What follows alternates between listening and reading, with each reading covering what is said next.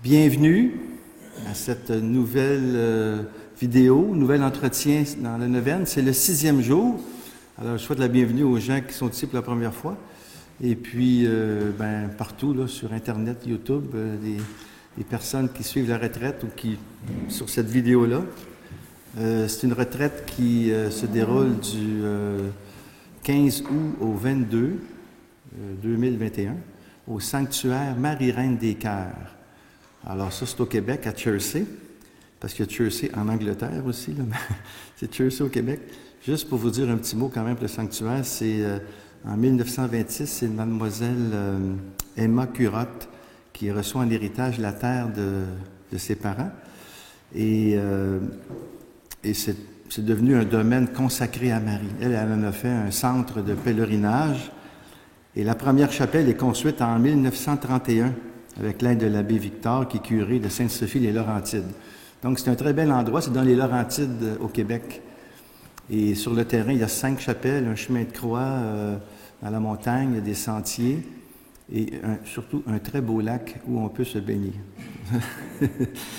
Et alors, Mademoiselle Curotte est décédée le 24 décembre 1961 et elle a laissé sa propriété, en fin de compte, au Père Eugène Ménard, qui avait fondé la Société des Saints Apôtres, qui a un lien avec Marie. Puis, en fin de compte, c'est devenu un lieu marial de prière et d'accueil. Et Monseigneur Lucier, évêque de Joliette, à ce moment-là, un peu plus tard, a officiellement désigné le centre marial diocésain Marie-Reine des Cœurs. Donc, c'est un centre marial diocésain. Et Mademoiselle Curotte avait vraiment cet appel de faire connaître la dévotion tout à Jésus par Marie, le secret de Marie, aller à Jésus par Marie de Saint-Louis-Marie Grignon de Montfort. C'est pour ça, durant cette semaine, on en parle aussi. Mais aujourd'hui, c'est la fête de Saint-Jean-Eudes, qui est aussi un très grand témoin, un petit peu avant, quelques années avant Saint-Louis-Marie Grignon de Montfort.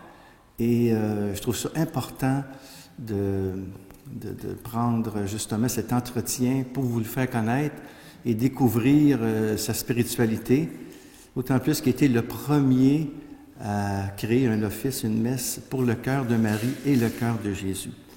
On l'appelle vraiment l'apôtre des cœurs de Jésus de Marie.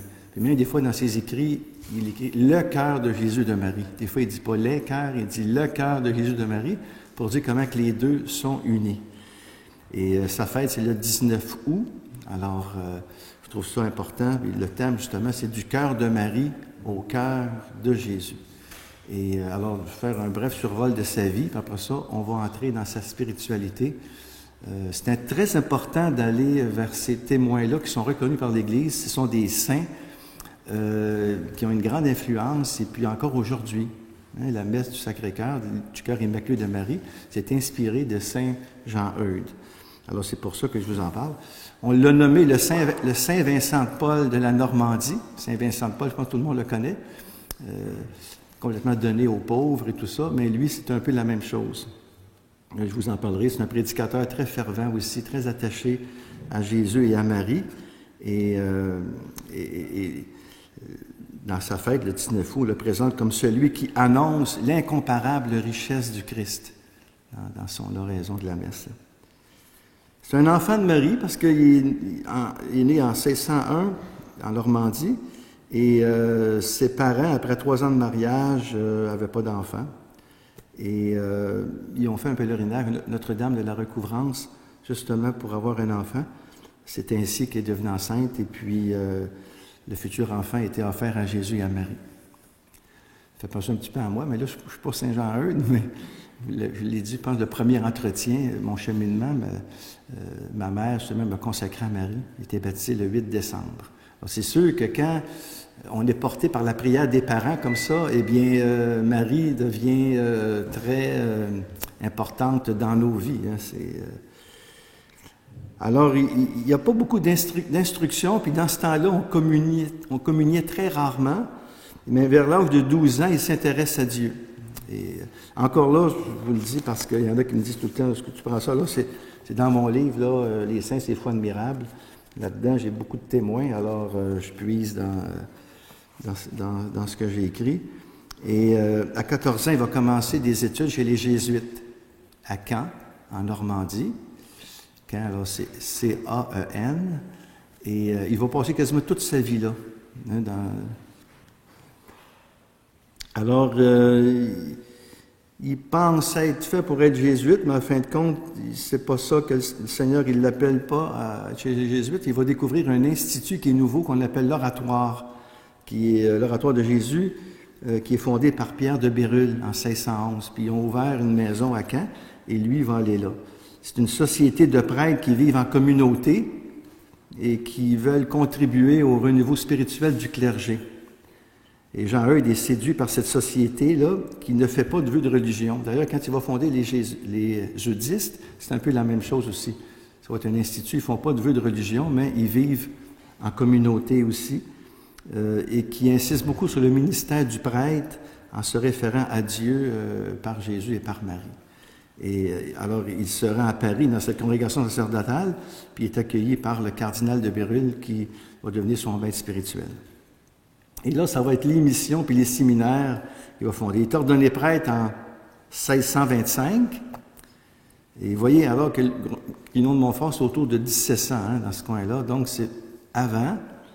Et il revient en Normandie pour y prêcher des retraites populaires, un peu comme Guignon de Montfort va faire. Il appelle ça des missions. Puis quand c'est des missions, eux autres, les retraites, ça dure des mois des fois. Alors, c'est quelque chose, c'est pas juste une simple retraite une fin de semaine, là, ou une semaine. C'est très, très long. Et avec tout ce que ça comporte aussi d'évangélisation, de catéchèse, tout ça. Puis il se rend compte des fois que les missionnaires sont essoufflés et qu'il n'y a pas vraiment de ressourcement pour eux autres. Il n'y a pas de séminaire qui est fondé pour les former comme il faut puis les envoyer en mission. Alors, il veut, lui, créer un séminaire. Bon, il y a ça dans le cœur, mais c'est sûr que ses supérieurs ne sont pas pressés. Hein, mais son idée, il fait son chemin. Il continue l'œuvre des missions, la prédication, prière, confession, tout ça. Et c'est les missions, puis l'œuvre des séminaires, c'est beaucoup plus des conférences, des retraites, les former à prêcher, à donner la parole, tout ça, les préparer à l'ordination. Parce que c'est bien beau, des fois c'est comme dans le mariage aussi, ou ça prend une préparation, et pour les prêtres, la même chose, et c'est important d'être bien préparé quand on s'engage comme ça dans un engagement qui est pour la vie. Alors, Saint Vincent de Paul, puis Ollier, qui lui fait partie de l'oratoire, il va s'occuper de la formation.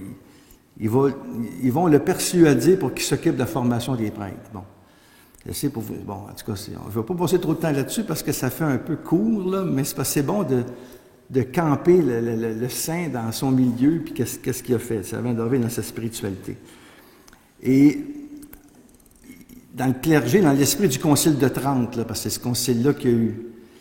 Alors lui, pour ça, pour vraiment vivre ça, ben il va quitter l'oratoire en 1643, puis il va fonder un séminaire à Caen qu'il avait dans le cœur. Il va se sentir plus libre. Alors c'est sûr que plusieurs ne lui pardonneront pas d'avoir quitté l'oratoire. Hein.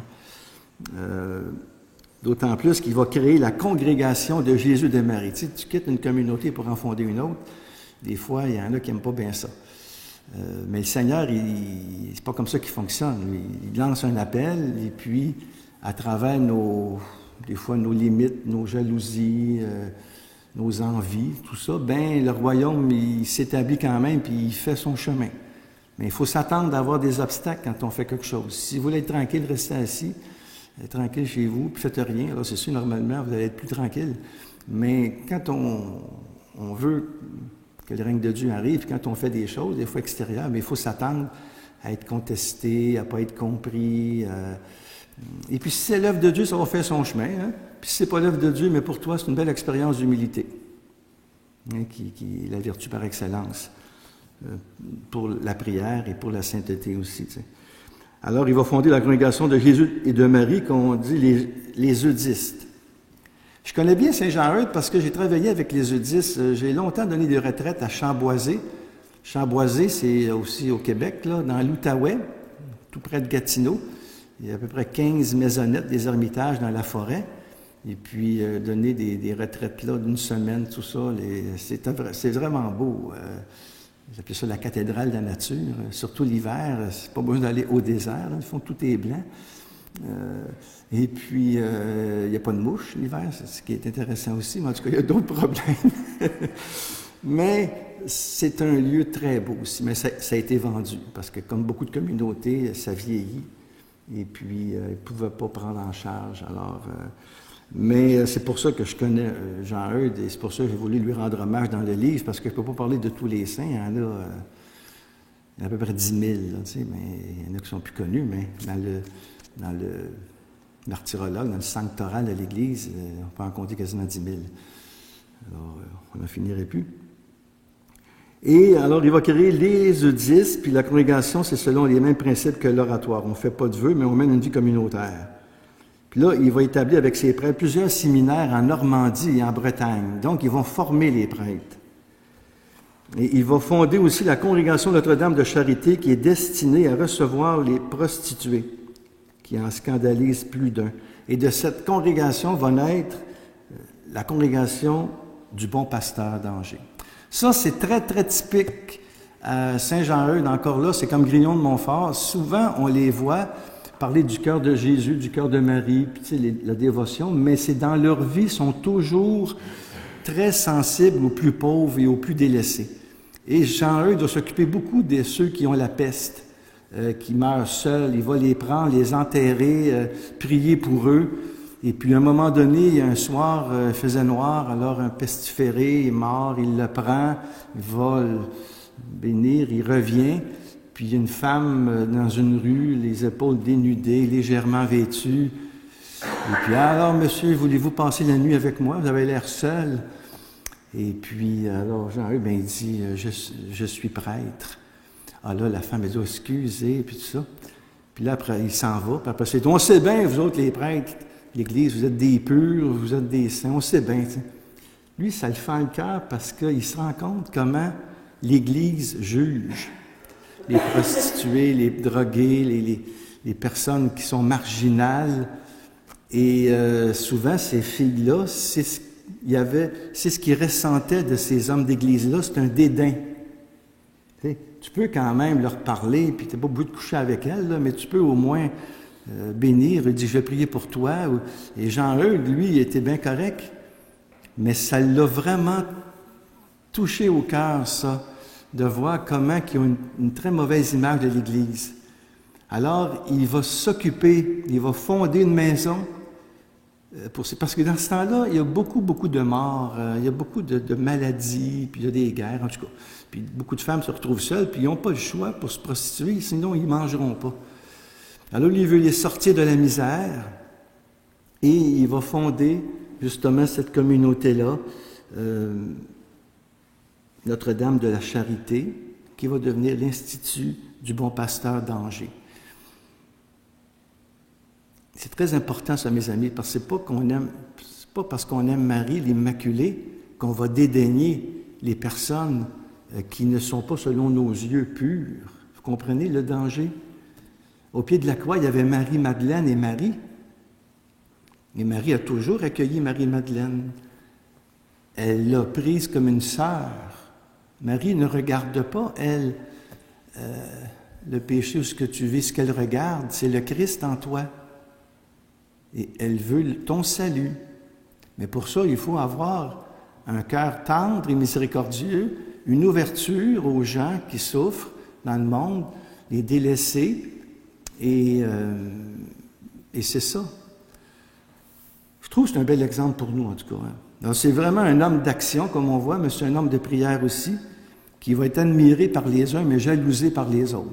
Alors, c'est sûr, parce qu'il fait des choses, puis... alors, on l'accuse d'ambition, d'hypocrisie, puis bon... parce que ses affaires fonctionnent bien. Comme bien d'autres saints devant lui, dans le fin de compte, c'est toujours sur la croix que s'établit l'apostolat. Nous savons que le Christ a vaincu la mort, qu'il est ressuscité. Mais il est passé par la croix, puis Marie aussi. Alors, nous avons à passer par la croix, mais il faut les regarder eux et non pas nous regarder nous. Et en les regardant, bien, on fait son chemin. Alors, c'est ce qu'ils font, eux autres. Et son zèle pour Jésus, vraiment, ses vertus, là, ils vont connaître un grand déploiement, surtout par ses écrits. La vie et royaume de Jésus. 12 volumes. Hein, sur établir le règne, le royaume de Dieu en nous par les cœurs de Jésus et de Marie. J'y reviendrai. Dans le volume 10 de ses œuvres complètes, il écrit « Nous n'avons qu'une chose à craindre, qui est de craindre trop et de ne pas avoir confiance. » La seule affaire qu'on devrait craindre, c'est de trop craindre et de ne pas avoir assez confiance. Ça revient souvent aussi les saints et les saintes. Demain, on parlera d'Ina Bélanger dans le prochain entretien. D'Ina Bélanger, dont sa devise, c'était « Aimer et laisser faire Jésus et Marie ». Je pensais de la faire aujourd'hui, mais les deux, là, se sont comme chicanés, là, ils prennent trop de place. Donc, j'ai dit « OK, j'en ai un d'aujourd'hui, puis Dina pour demain ». Sinon, on n'en finira plus. Et c'est ça, c'est une parole pour nous. Ce qu'on doit craindre, en réalité, c'est de trop craindre. En fin de compte, c'est de ne pas craindre et de faire confiance au Seigneur. Alors, il va être surtout connu, Jean Eudes, je vous l'ai dit au début, par l'initiateur du culte liturgique des cœurs de Jésus et de Marie. Il a composé la messe et l'office avant même qu'il y ait une fête en l'honneur du cœur de Marie et du cœur de Jésus. Il y avait tout ce qu'il fallait comme formation, puis il a tout fait ça. Et moi, j'admire cette audace-là, que l'Esprit, qui vient de l'Esprit Saint. Et son charisme va interpeller l'institution aussi, qui prend toujours un certain temps pour les nouveautés. C'est normal. Mais le charisme, il faut qu'il soit reconnu par l'institution. François d'Assise, peut-être qu'on n'en parlera même pas aujourd'hui s'il n'y avait pas eu l'Église pour le révéler, pour le soutenir. C'est toujours une tension entre charisme et institution. Mais il faut que l'institution valide, puisque le Christ a donné justement à Pierre le pouvoir de lier, de délier, et que le pape, les évêques qui sont nommés, ils peuvent se tromper, c'est pas grave, tu ne te trompes pas quand tu obéis à l'Église. Moi, c'est ma façon, je sais bien que d'autres ne pensent pas comme ça, mais chacun est libre, mais moi, je pense que j'aime mieux me tromper en ayant une bonne volonté de suivre ce que l'Église dit, et puis même des fois, pour certaines raisons, ne pas avoir raison, que de vouloir avoir raison tout seul. En tout cas, ça c'est... Jean Eudes avait cette sensibilité-là. Alors c'est sûr que malgré toutes les tracasseries qu'il y avait, mais il n'y a pas personne officiellement, un évêque qui se dit « je t'interdis de faire ça », parce qu'il aurait arrêté. Mais il reste que c'est très audacieux à l'époque de faire une messe pour le cœur de Jésus et le cœur de Marie. Mais ce n'était pas reconnu encore officiellement, mais c'est ça qui va être reconnu. Alors, on le traite d'hérétique et surtout de mariolâtre. Ça revient souvent. Si tu aimes Marie, tu deviens mariolâtre. Tiens. Alors, Thérèse, elle dit, « Ayez pas peur d'aimer le Seigneur, vous ne l'aimerez jamais assez, puisque Jésus est honoré à travers elle. » Bien, il y en a qui ont peur de trop aimer Marie, tu délaisses Jésus. Ça, c'est une affaire que je ne comprends pas vraiment, mais je pense que c'est de la manière que les gens qui aiment Marie, peut-être c'est de la manière qu'ils l'aiment, peut-être ça agace d'autres. Je ne sais pas, tu sais. Mais il reste quand même que quand on l'aime, Marie, on sait bien que Jésus n'est pas mis de côté. On a dit ça aussi de Grignon de Montfort. Il y a un texte qui est très fort de Grignon de Montfort qui montre comment Marie est toute relative à Dieu, que Marie sans Dieu, c'est un atome, c'est rien du tout. Et Jean Eudes va le dire aussi. Alors, il glorifie. Il idolâtre pas Marie, hein, c'est Jésus vivant en nous par Marie, c'est le cœur de Marie qui nous conduit au cœur de Jésus. Marie n'est rien en elle-même sans Jésus. Mais il y en a toujours qui vont mettre des bâtons dans les roues, puis qui vont sortir un mot, et puis à ce moment-là, toi, tu es taxé de ça, puis là, c'est bien difficile après ça de t'en défaire. Il faut laisser faire là encore. Ça vient de l'esprit avec le temps, ça va s'en aller. Puis, bon, en tout cas. La tempête va s'apaiser avec le temps et la dévotion au Sacré-Cœur va se répandre à une vitesse tellement grande on va oublier l'initiateur de ça, c'est-à-dire Jean-Eudes, et qu'on va parler surtout de Marguerite Marie Alacoque à Paris-la-Moniale, qui arrive à ce moment-là, qui est en même temps quasiment, un petit peu plus tard. Là. Et Marguerite Marie Alacoque, c'est sûr que c'est les révélations du Sacré-Cœur à Paris-la-Moniale, quand Jésus lui révèle son cœur. Voici ce cœur qui a tant aimé les hommes et qui n'est pas reconnu, qui n'est pas aimé comme il devrait être, surtout de la part de ces personnes qui lui sont consacrées. C'est les plaintes de Jésus. Il dit, j'ai soif dans l'Eucharistie, que les âmes m'adorent et que je suis là présent. J'ai soif de leur oui, j'ai soif de leur amour. Toutes ces plaintes-là de ce cœur qui sont très, très belles, très touchantes. Et ça, c'est reconnu par l'Église. Ben, c'est sûr que c'est des révélations privées. L'Église n'oblige pas à croire. Et même à Lourdes, les croyants, ils n'obligent même pas à croire à Lourdes parce que c'est des révélations privées, c'est-à-dire que ça n'ajoute rien à la révélation. Tout est dans la révélation, mais dans ces révélations-là privées, ça nous aide à vivre la révélation. Alors, ça ne fait pas partie, en réalité, du dogme de foi en tant que tel. Mais quand on comprend, puis qu'on y va, et surtout qu'on lit ces écrits-là, il y en a peut-être qui sont moins sensibles, mais t'accueilles. Moi, j'accueille ça vraiment comme une grâce. Et à Paris-la-Moniale, c'est très, très beau ce qui se vit là, et encore actuellement, à chaque été, il y a les sessions de l'Emmanuel, ça toujours plein de monde, et c'est un lieu d'évangélisation, là. Et Pie X va reconnaître en 1909, Jean-Eudes, 1909 officiellement, parce que là vraiment on a institué les fêtes du cœur de Jésus, du cœur de Marie, puis on sait bien qu'avant Marguerite Marie, tout ça, il y a lui, et puis qu'on a les textes, puis qu'on a les textes liturgiques, la messe qu'il a faite, tout ça, et on va le dire, c'est le Père et l'apôtre et docteur du culte liturgique des 5 heures de Jésus et de Marie. Et Jean-Eudes va devenir une figure marquante du catholicisme en France au XVIIe siècle.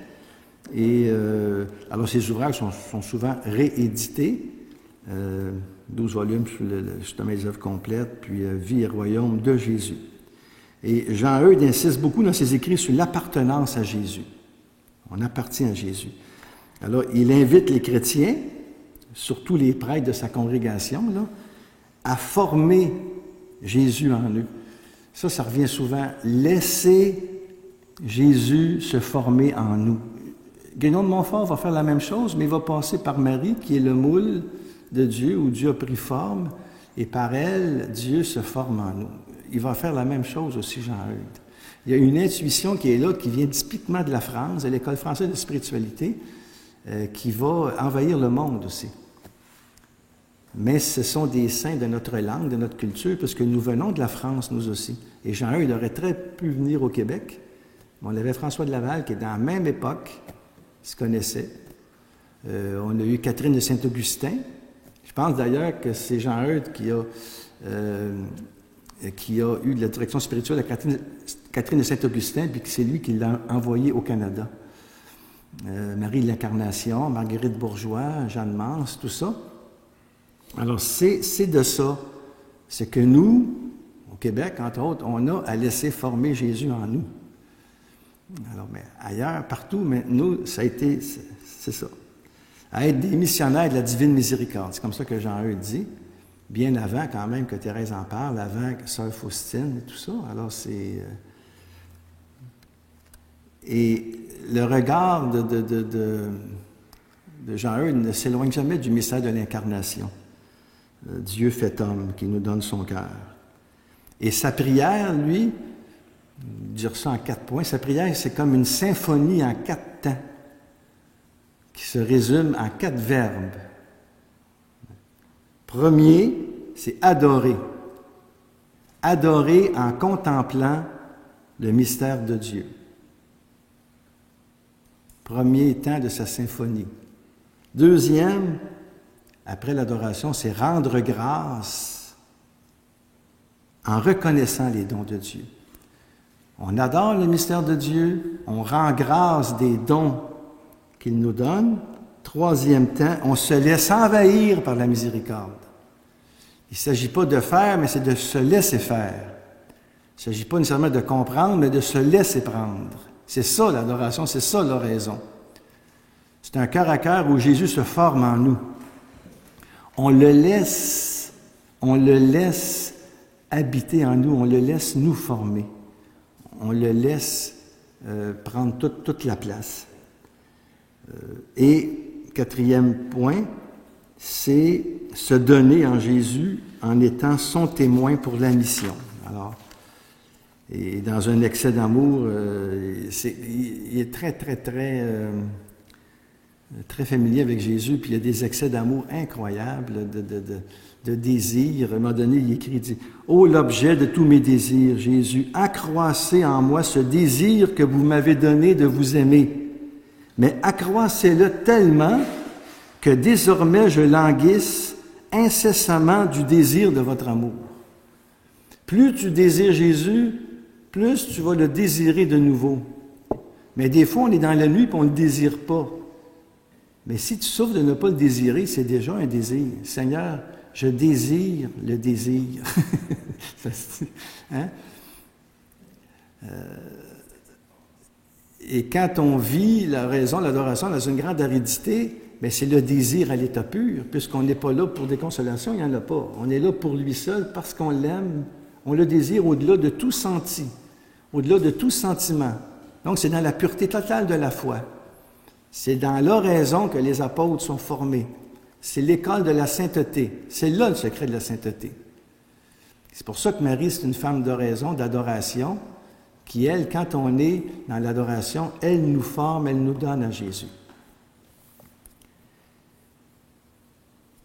Et puis, Jean Eudes, il meurt, lui, en 1680, à l'âge de 79 ans quand même, après avoir quitté sa chaire de premier supérieur général de sa congrégation.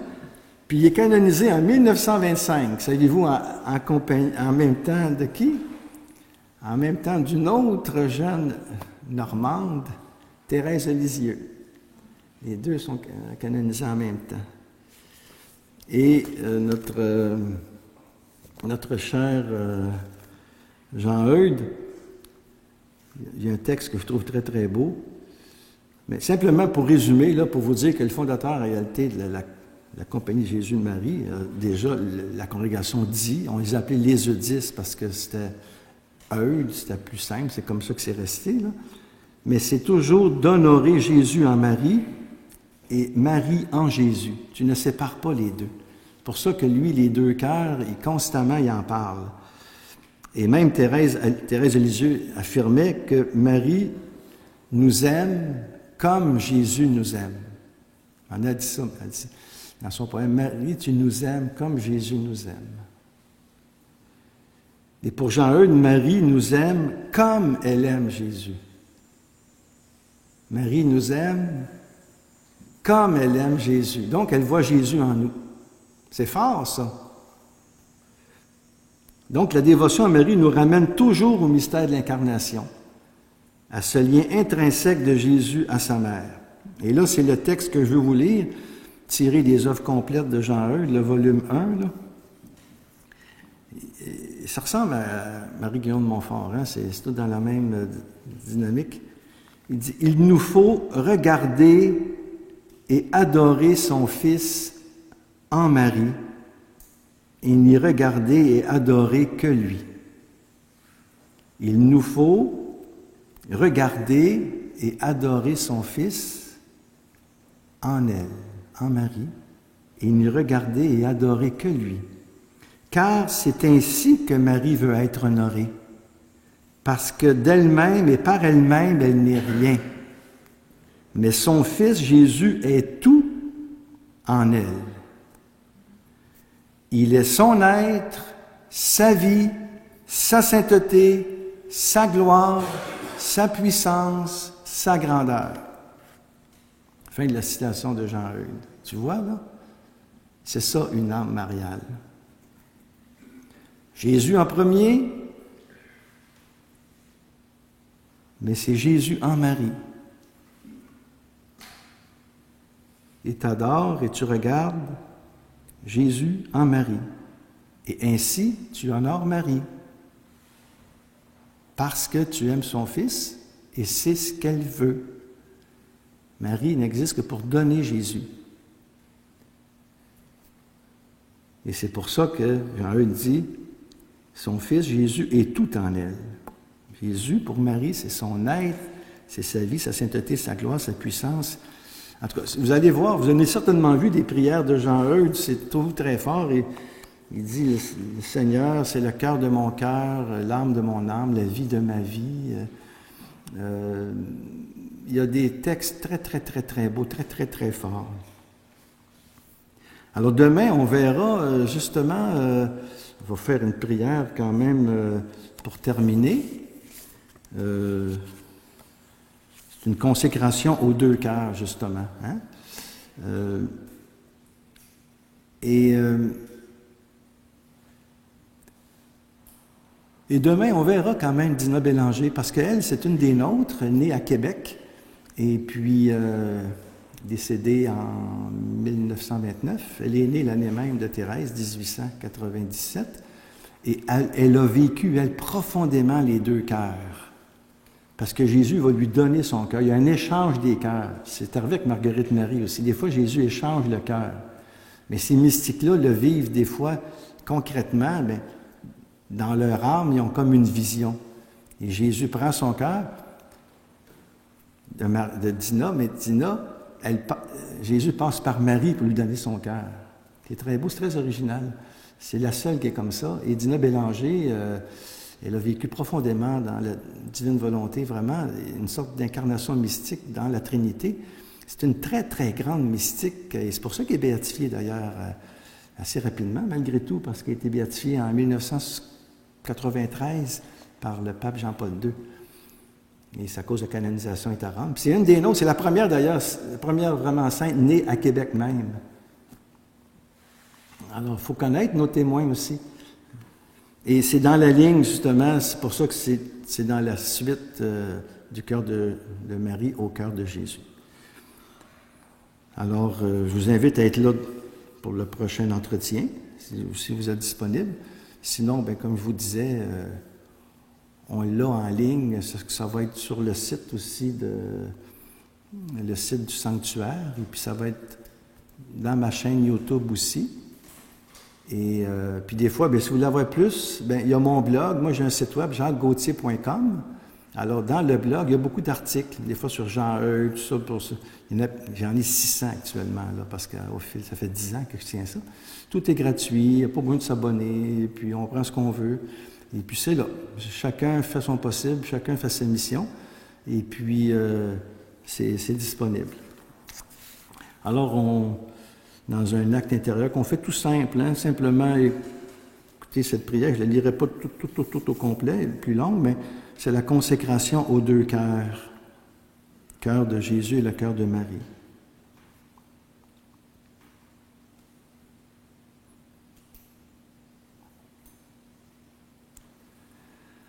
Indiqué dans les prophéties de ta parole, ô Seigneur, nous savons, nous sommes confiants et nous croyons que le triomphe de ton Sacré-Cœur et du cœur immaculé de Marie est dans un proche avenir. Aussi, nous venons humblement nous consacrer nous-mêmes, nos familles et notre pays, à vos deux cœurs sacrés.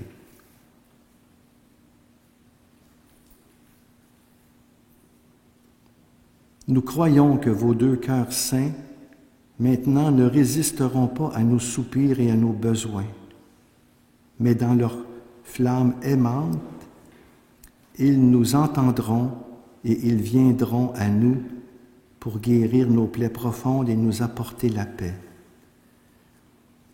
Ô Sacré-Cœur de Jésus et cœur immaculé de Marie, soufflez sur nous une étincelle de vos deux cœurs pour enflammer notre cœur.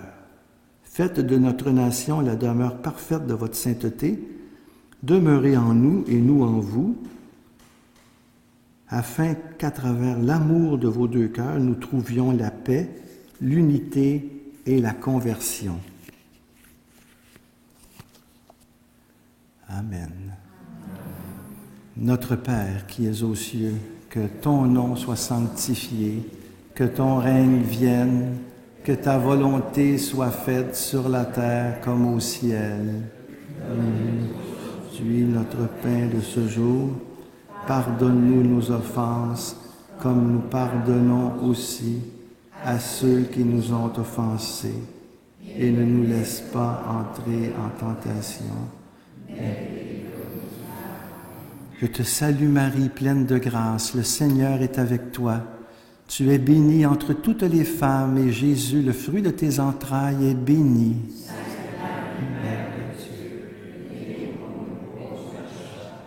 Maintenant et à l'heure. Gloire au Père, au Fils et au Saint-Esprit.